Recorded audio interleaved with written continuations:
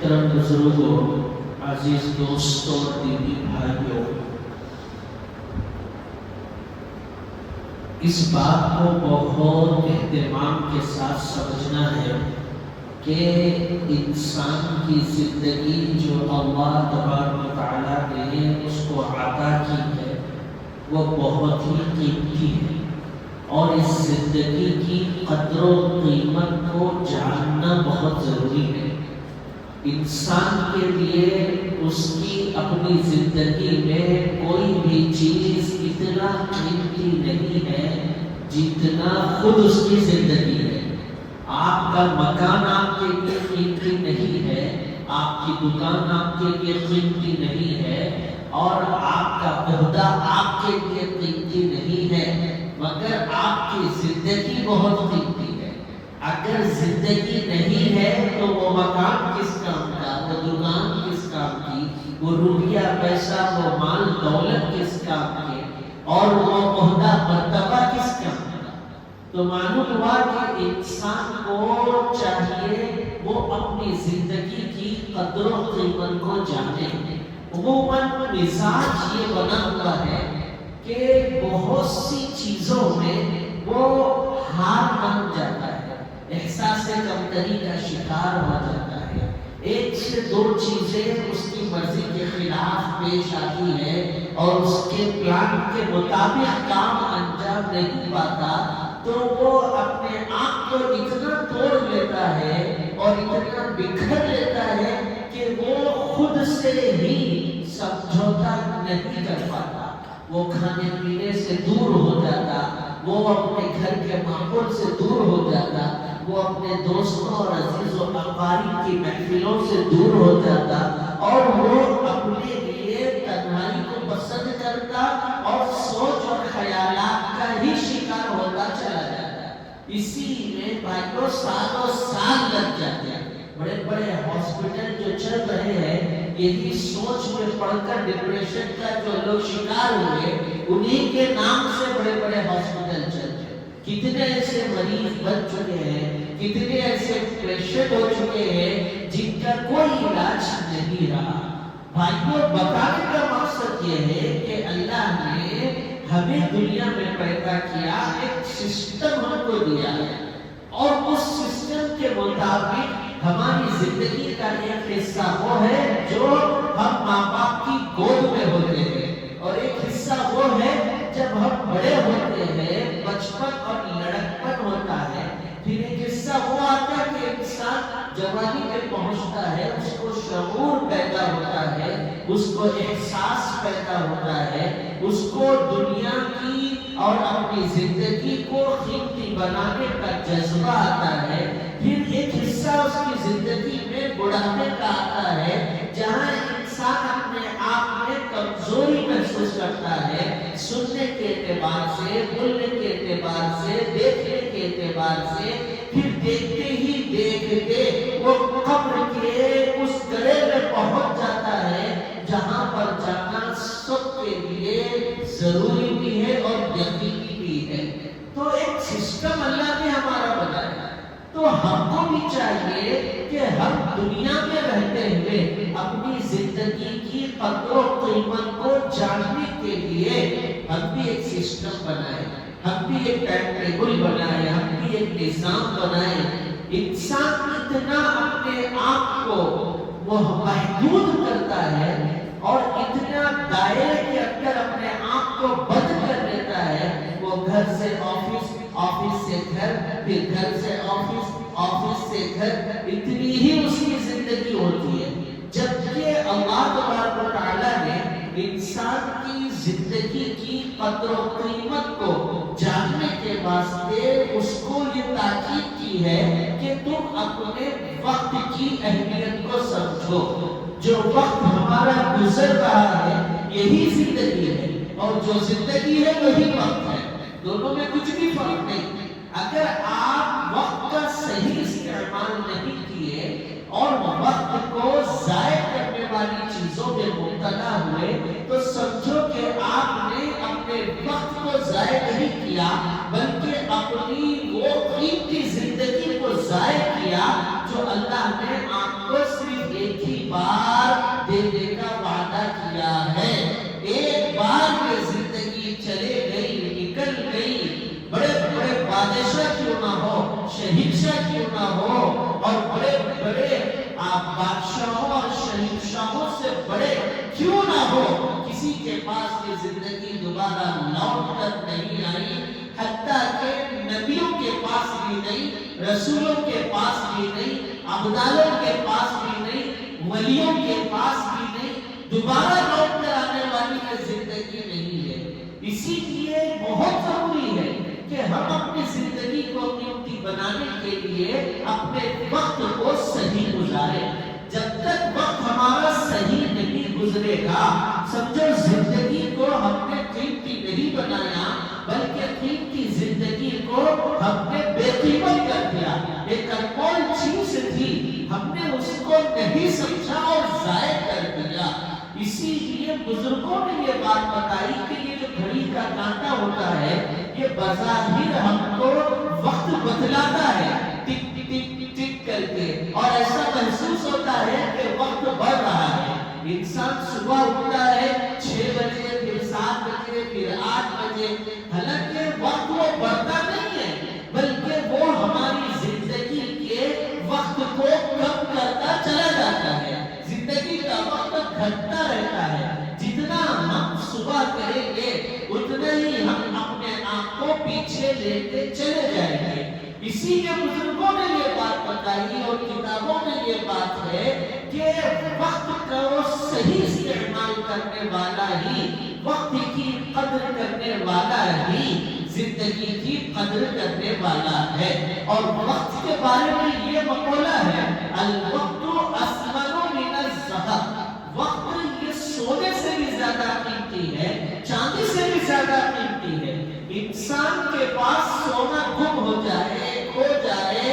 تو امید ہے کہ دوبارہ وہ محنت کر کے روپیہ پیسہ جمع کر کے دوبارہ سونا خرید سکتا ہے، لا سکتا ہے، گم ہوئی چیز دوبارہ ملنے کے امکانات ہے، مگر جو وقت وہ لایعنی چیزوں میں گزار دیا، ضائع کر دیا، دوبارہ لوٹ کر وہ وقت آنے والا نہیں ہے۔ یہ مطلب ہے الوقت اثمن من الذهب کا۔ اب اتنی بات کو سمجھنے کے بعد ہم اگر اپنے آپ پر غور کریں، اپنے گھر کے ماحول پر غور کریں، ہم اپنے گھر کی خواتین پر غور کریں، ہم اپنے بچوں اور بچیوں کی زندگی پر غور کریں، ہم اپنے بڑے ذمہ دار سرپرستوں کی زندگیوں پر غور کریں، تو بھائیوں ایسا لگتا ہے کہ یہ پیدا تو ہوئے مگر ان کی پیدائش کا کوئی مقصد نہیں ہے۔ ان کی نظروں میں وقت کی کوئی اہمیت نہیں، ان کی نظروں میں اہمیت ہے تو ان چیزوں کی ہے جو چیزیں ختم ہونے والی ہے، جو چیزیں فنا ہونے والی ہے، جن چیزوں کو موت کے گھاٹ اترنا ہے، ان چیزوں کی قدر و قیمت ہے، مگر جن چیز کو قیمتی بنانا ہے اس کی کوئی اہمیت نہیں ہے۔ کتنا وقت میرا ایسا ہے کہ میں اس کو ضائع کرتا ہوں۔ چائے 2 سے 5 منٹ میں پی جاتی ہے، اور کوئی شوقین ہے تو صرف 3 منٹ میں چائے پی سکتا ہے، اس سے زیادہ نہیں۔ مگر آپ دیکھیں کہ چائے پینے کے لیے ہم اپنے گھر سے نکلتے ہیں اور اس مقام تک پہنچتے ہیں جہاں چائے پینا ہے، 15 سے 20 منٹ جانے میں لگتے ہیں، پھر وہاں بیٹھ کر کے جب ہم چائے پیتے ہیں تو 15 سے 20 منٹ چائے پینے میں لگ جاتے ہیں، دوبارہ لوٹ کر ہم اپنے گھر آئے تو پھر وہی 15 منٹ لے لیجئے، کون گھنٹہ سے چائے پینے میں جو کام 3 منٹ میں ہو سکتا ہے، آپ نے اس کام کے لیے پون گھنٹہ لگا دیا، پونا گھنٹہ آپ کی زندگی آپ نے اپنے ہاتھ سے ضائع کر دی۔ کھانا جو ہم کھاتے ہیں دسترخوان پہ، کتنا ہی لذیذ کیوں نہ ہو اور کتنا ہی دسترخوان پر مختلف انواع کے کھانے کیوں نہ ہو، 20 منٹ 25 منٹ بہت ہوا 35 منٹ تک لے لیجیے، 35 منٹ بھی نہیں لگتے، مگر ہم نے اس کھانے کھانے میں اتنا وقت لگا دیا، بعض تو 1 گھنٹہ 1.5 گھنٹہ 2 گھنٹے وہی کھانے کے دسترخوان پر۔ آپ نے جو کام آدھا گھنٹے کا تھا، آپ نے 1.5 گھنٹہ اس کام میں لگا دیا، اپنے وقت کو آپ نے ضائع نہیں کیا، بلکہ اپنی زندگی کی قدر و قیمت کو آپ نے نہیں جانا اور آپ نے اس کو ویسٹ کر دیا۔ اور کتنی ایسی چیزیں ہیں جو ہم شاپنگ کے لیے نکلتے ہیں، بھائی کپڑا پہننے کا مقصد یہ ہے کہ جسم کو چھپایا جائے، کھانا کھانے کا مقصد یہ ہے کہ بھوک کو مٹایا جائے، محض کھانا کھانے کے شوق نے اور ذوق نے ہمیں اپنی زندگی کو اتنا دور کر دیا کہ آپ ایک مقام سے دوسرے مقام پر ٹریولنگ کرتے ہیں 1.5 گھنٹہ، ٹریفک کو جھیلتے ہوئے، پورے سگنلز کو کراس کرتے ہوئے، جبکہ بھوک کی شدت آپ کو ہے، اور 1.5 گھنٹے کے بعد آپ کے سامنے وہ کھانا آتا ہے، پھر وہاں کھانے میں 1.5 گھنٹہ، پھر لوٹنے میں 1.5 گھنٹہ، قریب 3 ساڑھے 3 4 گھنٹے آپ نے محض کھانے کے لیے، اپنے شوق کو پورا کرنے کے لیے گنوا دیا، ضائع کر دیا۔ اور آپ کو معلوم ہونا چاہیے یہ 4.5 گھنٹے میں آپ کیا کر سکتے ہیں۔ 4.5 گھنٹے میں آپ کھانا کھا کر کے 1.5 گھنٹہ آپ سو بھی سکتے ہیں، اور کھانا کھانے کے بعد قرآن کریم کی تلاوت کرنا چاہے تو آپ 9 سے 10 بار قرآن کریم کی تلاوت کر سکتے ہیں۔ اگر آپ درود پاک کا وظیفہ کرنا چاہے 1000 مرتبہ درود شریف آپ پڑھ سکتے ہیں۔ اگر آپ سبحان کلیمے کی تسبیح پڑھنا چاہے تو ہزاروں مرتبہ آپ سبحان کلیمے کی تسبیح پڑھ سکتے ہیں، مگر آپ نے جاتے ہوئے وہی باتیں، غیبتیں، چغلخوریاں، ایک دوسرے کے خلاف کسی کی برائی، کسی کی بدگمانی، کاموں کی عیاشی کے لیے اور سامنے والے کو خوش کرنے کے لیے، محفل کو جمانے کے لیے اور پوری محفل کو اپنے ہاتھ میں رکھنے کے لیے، اپنے دوستوں اور اپنے بھائیوں، اپنے خاندان کے لوگوں کو اپنے فیور میں کرنے کے لیے آپ نے اپنی زبان کا استعمال غلط کر لیا، آنکھوں کا استعمال غلط کر لیا، کانوں کا استعمال غلط کر لیا۔ یہ سارے گناہ اپنی جگہ، ان سب سے ہٹ کے جو قیمتی زندگی تھی، آپ نے اس قیمتی زندگی کو بھی ضائع کر دیا۔ میرے بھائیوں، کلام پاک میں اللہ پاک نے صاف فرمایا افحسبتم انما خلقناکم عبثا، کہ ہم نے تمہیں بیکار پیدا نہیں کیا، عبث بنا کر نہیں بھیجا، بلکہ انسان اس کائنات میں اللہ کی سب سے انمول اور قیمتی مخلوق ہے۔ انسان سے بہترین مخلوق اس کائنات میں کچھ بھی نہیں ہے۔ قرآن کریم میں اللہ نے فرمایا وَلَقَدْ كَرَّمْنَا بَنِي آدَمَ، ہم نے آدم کی اولاد کو مکرم بنایا، مشرف بنایا، قابل احترام بنایا، یہ آسمان اس کے لیے بنایا اور یہ زمین اس کے لیے فرش بنا دی، یہ درندے، یہ چھیننے والے، یہ کھانے والے، یہ ڈنک مارنے والے، یہ ڈسنے والے، ڈکارے لینے والے، اور یہ بادل، یہ لہلہاتے پیڑ پودے، کھانے مارتے ہوئے سمندر کی ساحلوں سے ٹکرانے والی وہ موجیں، کھلتے ہوئے گلاب ہے، خوشبو دینے والے پھول ہیں، ہر وہ چیز جو کائنات کی اللہ نے بنائی ہے یہ سب انسان کے لیے بنائی ہے۔ انسان اتنا قابل احترام ہے، اس کی زندگی اتنی قیمتی ہے، اور اس کی زندگی کا ایک ایک لمحہ اتنا اہم ترین ہے کہ اللہ نے اس سے کسی چیز کا مطالبہ نہیں کیا۔ اللہ نے یہ نہیں کہا کہ تو نے 10,000 روپے کما دیے تو اس میں سے آدھے پیسے مجھے دے دے۔ اللہ نے یہ نہیں کہا کہ تو نے دکان بنائی تو دکان کا آدھا پروفٹ مجھے دے دے۔ اللہ نے یہ نہیں کہا کہ تیرے پاس تجارت ہے تو تجارت کا آدھا حصہ مجھے دے دے۔ اللہ نے یہ نہیں کہا کہ تیرے پاس 2 مکان ہے تو 1 مکان مجھے دے دے۔ اللہ نے آپ سے صرف یہی کہا، کیا کہا؟ وَمَا خَلَقْتُ الْجِنَّ وَالْإِنسَ إِلَّا لِيَعْبُدُونَ، کہ محض تم مجھے پہچان لے، مجھے جان لے، میری معرفت پہ تو آ جا، میں کون ہوں اس کا تجھے اندازہ ہونا چاہیے۔ تیرا خالق کون ہے، تیرا مالک کون ہے، بیماری میں شفا دینے والا کون ہے، دکھ درد کو دور کرنے والا کون ہے، مصیبت کے وقت تیرے لیے آسانیاں پیدا کرنے والا کون ہے، مشکلات کو آسانیوں میں بدل دینے والا کون ہے؟ تیرے بچپن میں تیرا ساتھ دینے والا کون؟ تیری جوانی میں ساتھ دینے والا کون؟ بڑھاپے میں تیرا ساتھ دینے والا کون؟ قبر کے اس گڑھے میں پہنچے گا تو وہاں بھی تیرا ساتھ دینے والا کوئی نہیں ہوگا، صرف میں ہوگا۔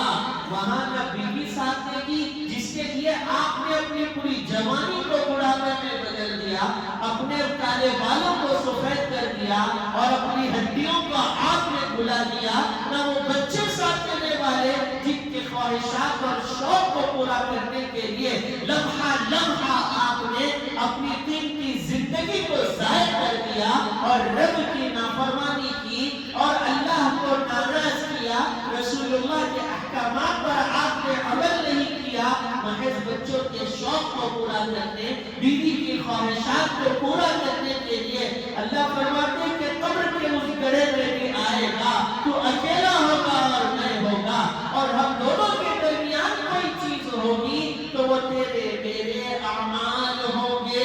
اعمال کی بنیاد پر فیصلہ ہوگا۔ وہاں نہ تیرا وہ لاڈلا بیٹا سامنے آئے گا، نہ وہ محبوبہ بیوی تیرے سامنے آئے گی، نہ تیری وہ دکان سامنے آئے گی، نہ تیرے وہ دوست سامنے آئیں گے، نہ تیری وہ محفلیں اور مجلسیں سامنے آئے گی جہاں تو محفلوں کو لوٹنے کے لیے اپنی قیمتی زندگی کو تو نے ضائع کر دیا۔ میرے بھائیوں، اللہ کے نبی کا فرمان ہے کہ مومن کی شان یہ ہے کہ مومن لایعنی چیزوں سے اپنے آپ کو بچاتا ہے، بیکار چیزوں سے، لہو و لعب سے، کھیل کود سے، جو چیزیں اس کے لیے فائدہ مند نہیں ہوتی، جو چیزیں اس کے لیے نفع بخش نہیں ہوتی، مومن کی شان یہ ہے کہ ان چیزوں سے وہ اپنے آپ کو دور رکھتا ہے، اپنے آپ کو احتیاط برتتا ہے، اور مومن کی شان یہ ہے کہ وہ اللہ کے احکامات کو زندگی کے ہر قدم پر ٹٹولتا ہے،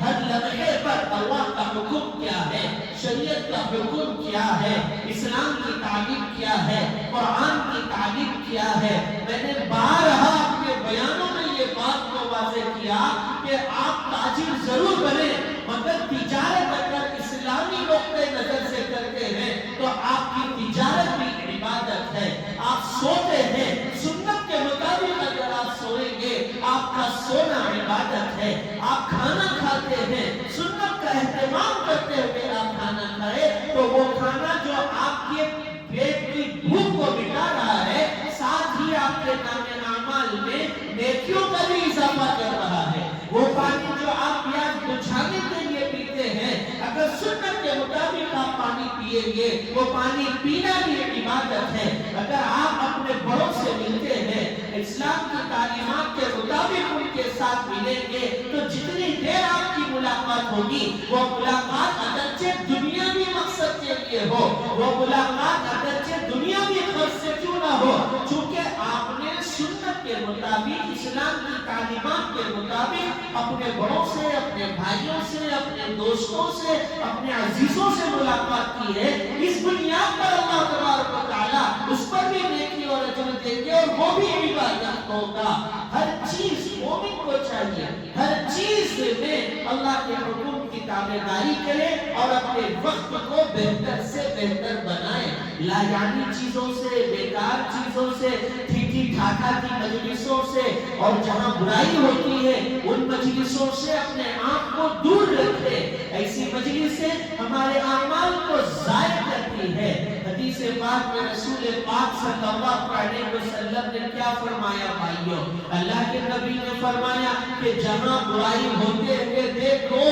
تو سب سے پہلے اپنی زبان سے بول کر روکنے کی کوشش کرو، ان کو سمجھاؤ، ان کو بتاؤ یہ غلط ہے جو تم کر رہے ہو، نہیں کر سکتے۔ اللہ کے نبی نے فرمایا جہاں ہاتھ کا استعمال تم کر سکتے ہو تو ہاتھ کے ذریعے سے بھی برائی سے روکنے کی کوشش کرو، وہ بھی تمہارے اختیار میں نہیں ہے۔ تو آخری درجہ مومن کے ایمان کا یہ بتایا گیا کہ دل سے اس مجلس کو، اس بندے کے زبان سے نکلے ہوئے برے الفاظ کو برا جان کر اس مجلس سے دور ہو جاؤ،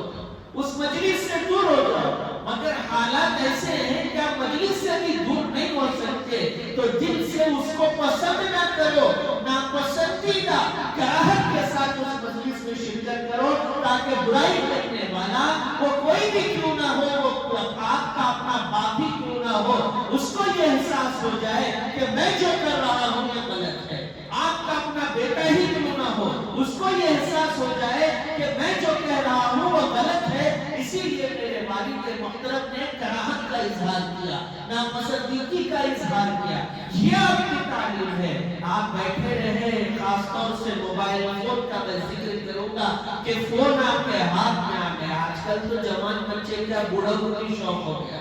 بوڑھوں کو بھی موبائل کا شوق ہو گیا۔ بچوں کو یہ شوق تھا، سن کے آئے تھے، اب بڑھاپے میں بھی بوڑھا بوڑھی کو چھوڑ کر کے فون کو لے کر کے گھنٹوں بیٹھے ہوئے ہیں۔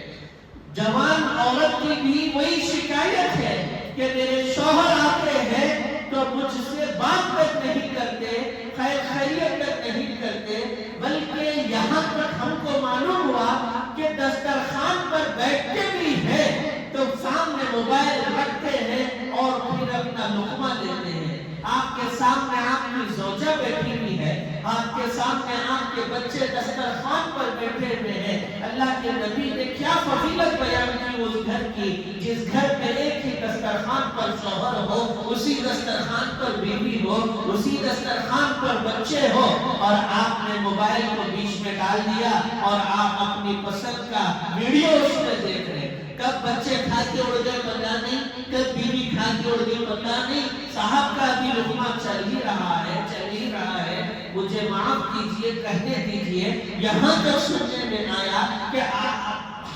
کتنے عادی ہو گئے۔ دیکھیے آپ کہ واش روم میں جا رہے ہیں، بیت الخلا میں جا رہے ہیں، حمام میں جا رہے ہیں غسل کرنے کے لیے، تو وہاں بھی ایک موبائل آپ نے ایسا لگا دیا اور غسل بھی کر رہے ہیں اور اس کو بھی گھور رہے ہیں۔ بیت الخلا میں آپ ضرورت سے فارغ بھی ہو رہے ہیں، اس کو بھی گھور رہے ہیں۔ وہاں بیٹھے ہوئے ہیں اور آپ میسج بھی کر رہے ہیں، چیٹنگ بھی کر رہے ہیں۔ وہاں بیٹھے ہوئے ہیں اور آپ اپنے مقصد کا پورا۔ اتنے عادی، کیا کوئی بھی انسان اتنا عادی ہو سکتا ہے؟ اللہ کے نبی کے غلاموں اور اللہ کا نام لینے والے مومن کی یہ شان نہیں ہے کہ وہ واش روم اور بیت الخلا میں بھی بیٹھ کر کے آپ لایعنی چیزوں میں مشغول ہو جائیں۔ کہ اللہ پاک ہمیں کہنے سننے سے زیادہ عمل کی توفیق نصیب فرمائے اور زندگی کی قدر و قیمت کو جاننے والا بنائے۔ وآخر دعوانا الحمدللہ رب العالمین۔